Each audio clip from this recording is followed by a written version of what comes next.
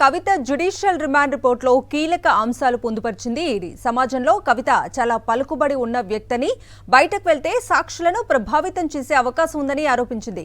సాక్ష్యాధారాలను ధ్వంసం చేసే అవకాశం ఉందని, దీనివల్ల దర్యాప్తుకు తీవ్ర విఘాతం కలుగుతుందని రిమాండ్ రిపోర్ట్లో పేర్కొంది ఈడీ. కవిత పాత్రకు సంబంధించి లోతైన దర్యాప్తు చేస్తున్నామని, అక్రమ సొమ్ము గుర్తించే పనిలో ఉన్నామని కోర్టుకు తెలిపింది ఈడీ. అందుకే కవితకు జ్యుడిషియల్ కస్టడీ కోరినట్లు రిమాండ్ రిపోర్ట్లో పేర్కొంది. ఢిల్లీ లిక్కర్ కేసులో అరెస్ట్ అయిన ఎమ్మెల్సీ కవితకు 14 రోజుల జ్యుడిషియల్ రిమాండ్ విధించింది రౌస్ అవెన్యూ కోర్టు. దీంతో ఆమెను తీహార్ జైలుకు తరలించనున్నారు. కస్టడీ గడువు ముగియటంతో కవితను కోర్టులో హాజరుపరిచారు ఈడీ అధికారులు. 15 రోజుల జ్యుడిషియల్ రిమాండ్కు పంపాలని కోరారు. కేసు దర్యాప్తు పురోగతిలో ఉందని, పలువురు నిందితులను ఇంకా ప్రశ్నిస్తున్నట్లు వాదనలు వినిపించారు ఈడీ తరఫు న్యాయవాది జోయబ్ హుస్సేన్. మరోవైపు కోర్టులో మధ్యంతర బెయిల్ పిటిషన్ వేశారు కవిత. కుమారుడికి పరీక్షల షెడ్యూల్ విడుదలైందని, మధ్యంతర బెయిల్ మంజూరు చేయాలని కోరారు. ఇరువైపులా వాదనలు విన్న కోర్టు కవితకు ఏప్రిల్ 9 వరకు జ్యుడిషియల్ రిమాండ్ విధిస్తూ ఉత్తర్వులు ఇచ్చింది. కవిత మధ్యంతర బెయిల్ పిటిషన్పై ఏప్రిల్ 1న విచారణ చేపట్టనున్నట్లు కోర్టు తెలిపింది.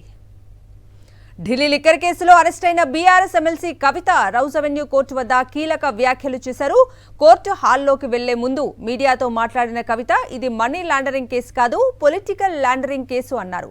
తాత్కాలికంగా జైల్లో పెట్టొచ్చు కానీ తన ఆత్మస్థైర్యాన్ని దెబ్బతీయలేరని, కడిగిన ముత్యంలా బయటకు వస్తానని స్పష్టం చేశారు. ఇప్పటికే ఒక నిందితుడు బీజేపీలో చేరాడని, మరో నిందితుడికి అదే పార్టీ టికెట్ ఇస్తోందని, మూడో నిందితుడు 50 కోట్లు ఎలక్టోరల్ బాండ్ల రూపంలో బీజేపీకి ఇచ్చాడంటూ సంచలన వ్యాఖ్యలు చేశారు కవిత.